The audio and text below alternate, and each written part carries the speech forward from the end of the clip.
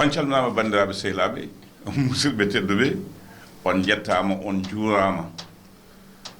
en beltanima jomiraɗo subhanahu wa taala innulaɗo makko ɓurnaɗo windere en beltanima jignaɓe men e jignaɓe mumen sernaɓe men e sernaɓe mumen e sowefaɓe men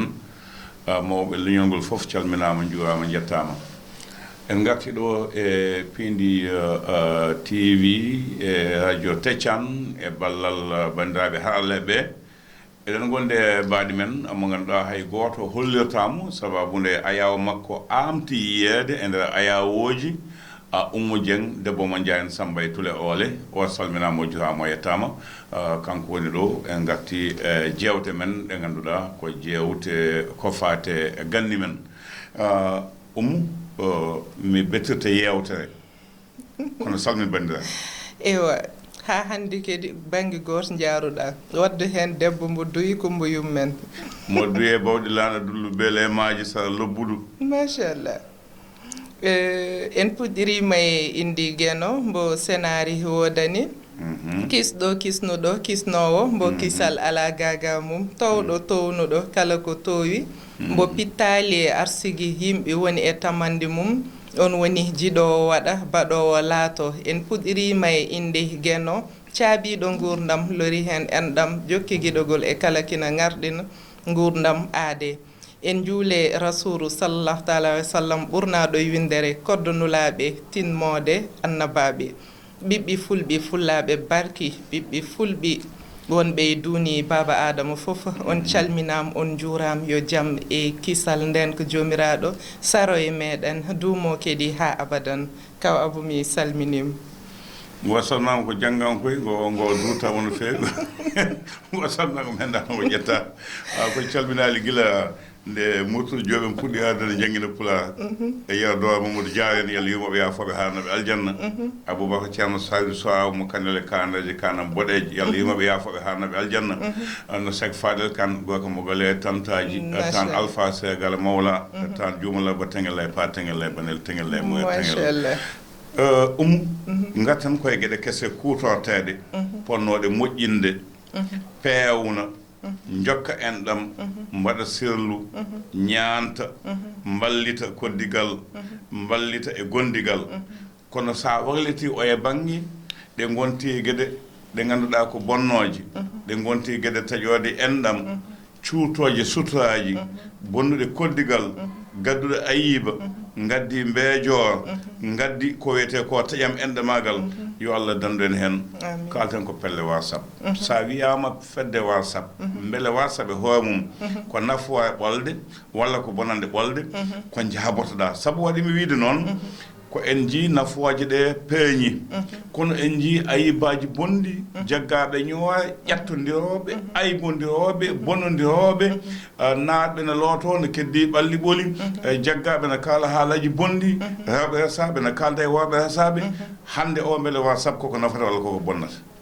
eyi kawabou mbiyam ko Whashap in fewno pewɗo in bonno bonɗo kala kono fewna pewɗo ina bonna bonɗo in bonno bonɗo bisimilla Whashap kadi mbasen yejjidde kalmo bonni ko tawno aɗa boni saabu baba mal wi tubaka funtim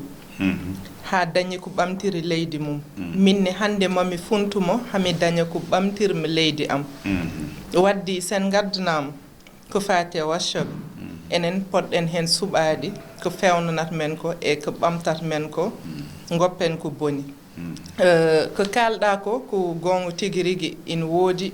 ina heewi mais majjini majjuɓe majjini boom hay anduɓe par ce que wonko cikkata aɗa andi tawa anda taw sa renaki ɗum loriyatma hande Whashap uji en jii hen gueɗe kewɗe kaw abou ñoore nde boom wonko ɓurɗum bonde kalda e neɗɗo surlo ha yalta aduna jiiɗa hollirde oɗo ko sehlam ƴetta audio mum aɗa waɗa ɗum partagé te neɗɗo fof ina foti andude audio mo nelɗaɗa ko confident ko an tan jeeyi ɗum waɗani concerné goɗɗo kadi mbeɗa waɗi contre neɗɗo hay saɗa heeɗo audio privé a ala écouteur a fotani heɗade nder yimɓe par ce que audio waykin téléphone a faami kaldowo e ma o ko sirlu haalde ma hay suku bolle puyɗo woto yawan ɗum kala ko neɗɗo haalde ma koye privé ma naati anni yo won surlu gandanɗa hoorema dimo fof ina foti hulde surlu sarto e ma a faami gueɗel ɗimmel ngel en jii kaw Abou Whashap uji ɗi hande hay needi ina haɗa men hande gorko e debbo gonata galle enen en goƴaka honne hirɗen ɓesgu men goto men fof nden jogui téléphone mum aɗan haal kecce mi salmini mi juurim mi salmini mi juurim a faami taw ko waɗata ko importance fof enen en gacci ɗum a faami en goƴaka neede sukaɓe men ɓinguel men kadi nden jooɗito woƴaka janggude leçon mum woƴaka janggude haydara nene téléphone hande ɗum saabi pini men hanki koye nanalla haaɗi en natti jangguinede ɗum dingral baɗannoɗo walla hakkude galle yimɓe berta leece goto fof wone waajade comme no jignaɓe men mbaɗannoɗe gadda pulaar e pulareje joɗɗina temeɗɗe ɗiɗi namdoɗa konngol pulaar mbiya ɓinguel ma sukaɓe ma kala gañi ɗum ɗo ko an tottami naggam ɗum ɗon ina fewnanno natti mbiyam kadi Whashap ina fewni e banggue goto banggue mo pewno hande enen fulɓe Whashap ina fewnan men holko fewniran men enen ɓamta hen pelle men mi yi ko wayni dental duy a faami ɗum ɗon ko dental ɓamtare e jokkere enɗam e denti kewɗe woni pelle guure pelle hodduɓe renduɓe ligguey renduɓe fandare e anniya merci taw so wonani Whashap uji ɗi onen to pour yimɓe ndenta ha gandidir ko probléme wadde jokkere enɗam nen hen pour yimɓe ndenta ha miijo ɓamtare wuuro men ko sattat kono kadi duttoɗen kadi kaw Abou e dewle mbaɗoɗe ɗe Whashap jaffoɗa haade men yettade dewle ɗe yettade needi ndi hongo puɗɗen haalde naane sa ƴeewi hande kaalda e neɗɗo taw ko sirlu o ƴetta audio mo joguiɗa o jagga ɗum o sara omo hollira yimɓe tawa ka binuɗo yo suuɗe en jii won pelle ɗe ngannduɗa ko rewɓe wiinoɓe ko kañen ko won komi wawa haalde hen koto caggal ley to woni wonno golloto e koye mum ko rewɓe kaldata sirluji mum kañen rewɓe wooda ɓoccitinɓe audio ɗi jaltina paana e woɓe gueɗe keddiɗe ɗe sen ƴeewiɗo banggue bonande nde hannde elle ko onon rewɓe ɓe jaafoɗon mi kono jignaɓe amen kono wandiraɓe rewɓe kono suddiɓe kono miiraɓe kono mawniraɓe kono elle ayibaji ɗi e dukoji ɗi e ƴattoje ɗe e bonande nde koye gon ɓuuri hewde mi jaɓani mi jaɓani kawbo toujours min mbeɗa waɗi contre kala ɗo bonande ari faane rewɓe ala mi wiyani koye rewɓe ɓuuri hewde ala mi wiyani kono jinmiɗama ko audio ji ɗi jiiɗen ɗi yo Allah yaafo hay heddiɓe ɓalli ɓoli ina famɗi ne jiiɗa hen gorko mi anda ko jamfaji banggue moɗon kono sa ɓiti ayibaji dugdoɓe ɓe mi wawa haaldu inde mabɓe heeɗiɓe ɓurmi andude habɓe e gourumaji rewɓe ƴettodiroɓe ɓe aybinoroɓe ɓuuri hen hewde aɗa andi hande kala ɗo debbo boni tan ma yi gorko e sawdi mum jafɗon e konngol ngol debbo fototaka nelde debbo hono mum ina waɗi ɓandu mere kono kadi neɗɗo ko famɗi hakkille hayso woni koye dewgal gonɗa dewgal welat mettat so joom galle ma wimam neldam photoji ma ɗo ɓooriɗa sa neldi ɗum photoji ɗen mi duwa ɗum Allah hot dewgal ngal ɗo Allah haadni ɗum ɗo so haaɗi ɗon est ce que miijaki ma yaha joom watta waddem chantage no waɗi par ce que dewgal ɗo welat ɗo ɗum mettat ɗo woni hen welanmo yejjitati goto fof yilto tan hon aybinir goɗɗo ɗum rewɓe ina poti hen accude hakkille ina poti hen miijade ko heddi ko joom galle ma so sohli photo ma yo paas ar wona yo paas ar fasude weeɓani donc neɗɗo wawa wonde hedde caggal Atlanta walla Australie walla Brunei walla Russie walla te rutti kaw Abou woni hen boom enen mbi hakkude resdir mais woni hen tawat boom desdirani ɗon jinmi haalde te kadi téléphone mo joguiɗa o koko majjat nguurdam nen heen rafi nen heen haalande ladde maayde nen heen fof nen nder heen est ce que aan baɗowo ɗum o est ce que aɗa miijo neɗɗo hayso fiɓaani jamfaadem holko jogor heɓtaadem e yolnde nde haa goɗɗo heƴa heen kono a jaabaakima tawde mbiyimi ko caɗeele ɗe ɓuri heewde koye guurbaaji rewɓe ɓee eyi noon mbiɗa wonaa sabu komi gorko so wonaano haden ɓeydude bonande mais ina waɗi worɓe aɗen pourla mi wiyani ala no waɗi worɓe no waɗi hilifaaɓe ni no waɗi personnalité timmude kono jinmi wiide ko ayibaji haɓooɓe heen ɓe dugduɓe heen ɓe so noon anje haalde inde goye rewɓe ɓe ɓuri heewde heen eyi ɗum ɗon kam ko gonga aɗen ndeysan worɓe ina mala kalɗo jiiɗa rewɓe ɗiɗi kaɓi tan sababun gorko worɓe kadi kaɓa sabune debbo kono koye rewɓe ɓuri heewde rutti kadi ko mbiɗa ko gonga aɗen ndi pourlan koye rewɓe ɓuri mantinade